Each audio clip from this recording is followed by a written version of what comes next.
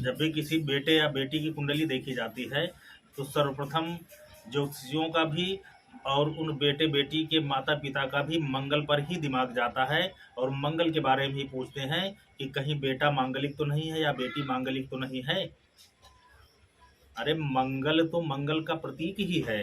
मंगल कैसे गलत होगा, मंगल कैसे दुष्प्रभाव देगा। मांगलिक होकर के भी व्यक्ति बड़े बड़े कार्य और बड़े बड़े शुभत्व के कार्य करता है। पूरा वैवाहिक जीवन उसका बहुत अच्छा होता है। तमाम ऐसे कार्य करता है जो कि श्रेष्ठता के प्रतीक हो जाते हैं। मंगल शुभता के ही प्रतीक ग्रह हैं। मंगल कहीं न कहीं तो बैठेंगे ही, लेकिन लोगों के दिमाग में केवल मांगलिक ही भरा रहता है कि कहीं कोई मांगलिक तो नहीं है। मंगल लग्न कुंडली से प्रथम भाव पे, चौथे भाव पे, सातवें भाव पे, आठवें और 12वें भाव पे बैठते हैं तो भी मांगलिक कुंडली हो गई। मंगल चंद्र कुंडली में भी ऐसे 5 भाव पे बैठते हैं, प्रथम, चौथा, सातवां, आठवां, 12वां, तो भी मांगलिक कुंडली हो गई। शुक्र विवाह का कारक ग्रह है। शुक्र कुंडली से भी अगर इन 5 भावों पे मंगल कहीं पे बैठते हैं तो मांगलिक हो जाएगा व्यक्ति। सूर्य कुंडली देखेंगे तो भी सूर्य कुंडली, चूंकि जीवन का पूरा ढांचा जो होता है वो सूर्य से चलता है, सूर्य कुंडली से भी ऐसे 5 भावों पे, सूर्य कुंडली से 1, 4, 7, 8, 12 पे कहीं मंगल बैठेगा तो मांगलिक हो जाएगा।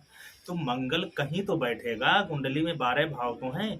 आप कितनी कुंडलियां देखेंगे, लग्न देखेंगे, चंद्र कुंडली देखेंगे, सूर्य कुंडली देखेंगे, शुक्र कुंडली देखेंगे, अरे कहीं तो मंगल बैठेगा। कुंडली में 12 भाव हैं। तो खाली मांगलिक पे आप परेशान न हो। मांगलिक होने से किसी का वैवाहिक जीवन नहीं बर्बाद होता है। जिन्हें आप शुभ ग्रह मानते हैं, उन शुभ ग्रह अगर अशुभ प्रभाव में आ गए तो उनकी वजह से भी वैवाहिक जीवन पूरा बर्बाद हो जाता है। हमने देखा है कि गुरु उच्च राशि का बैठा है केंद्र में, लेकिन विवाह व्यक्ति का बर्बाद हो गया। तो शुक्र बैठा है सप्तम भाव पे, विवाह बर्बाद हो गया। तो ये ग्रह उन पे असर जीवन पे क्या करेंगे और कैसी स्थिति में किस भाव में हैं, ये देखना जरूरी है। खाली मंगल से या मांगलिक से ही आप ये निर्णय न ले लें कि विवाह करने योग्य नहीं है या विवाह में बाधाएं आएंगी। अरे मंगल तो केंद्र में जब बैठते हैं तो रोचक योग बना देते हैं। प्रथम भाव पे बैठे तो रोचक योग बन गया, चौथे भाव पे बैठे तो रोचक योग बन गया, सातवें भाव पे बैठे तो रोचक योग बन गया, और दसम भाव भी केंद्र का होता है, उस पर बैठे तो भी रोचक योग बन गया।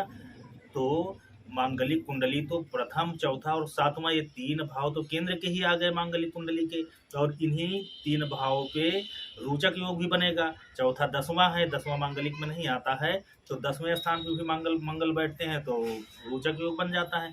तो रोचक योग तो व्यक्ति को नेता बना देता है, नेतृत्व की क्षमता देता है, अगुआ बनाता है, पराक्रमी बनाता है, साहस देता है। मंगल कारक ग्रह है। तो कैसे मंगल जो है आपके वैवाहिक जीवन में बाधा पैदा करेगा।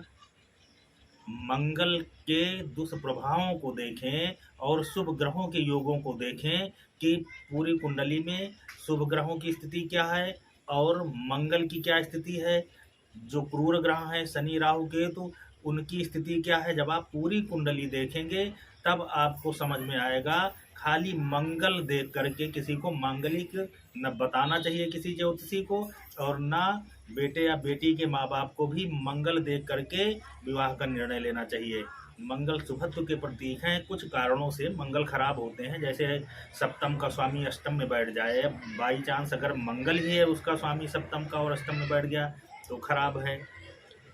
सप्तम का स्वामी 12वें भाव पे बैठ जाए तो खराब है। चतुर्थ का स्वामी मंगल हो जाए और 12वें भाव पे बैठ जाए तो खराब है। चतुर्थ का स्वामी मंगल हो जाए, अष्टम में बैठ जाए तो खराब है। कुछ कंडीशन ऐसी होती हैं, तो ये मांगलिक होने के लिए नहीं, उनके शुभ और अशुभ देखने के लिए हैं कि इससे क्या दुष्प्रभाव पड़ेगा, और उन दुष्प्रभावों के लिए उपाय हैं ज्योतिष शास्त्र में। आप हनुमान जी की पूजा करें, मंगल शांति के उपाय करें, आपके दुष्प्रभाव खत्म हो जाएंगे और मंगल आपको तमाम सुख संपत्ति से परिपूर्ण कर देंगे। मंगल भूमि के स्वामी है, मंगल मकान के स्वामी है, मंगल भाई का प्रतीक है, मंगल अपने शरीर में बहने वाला रक्त है, मंगल पराक्रम के स्वामी है। मंगल के बिना तो इस संसार में कुछ हो ही नहीं सकता। मंगल तो मंगल करते हैं। किसी भी प्रकार की कोई जानकारी चाहिए तो आप हमारे दिए हुए नंबर पर हमसे फ़ोन करें या हमारे आश्रम में आकर के हमसे भेंट करें। हम आपको निःशुल्क सारी जानकारियाँ देंगे। आप हमारे इस आश्रम से जुड़ें, हमारे इस पितृशक्ति धाम से जुड़ें।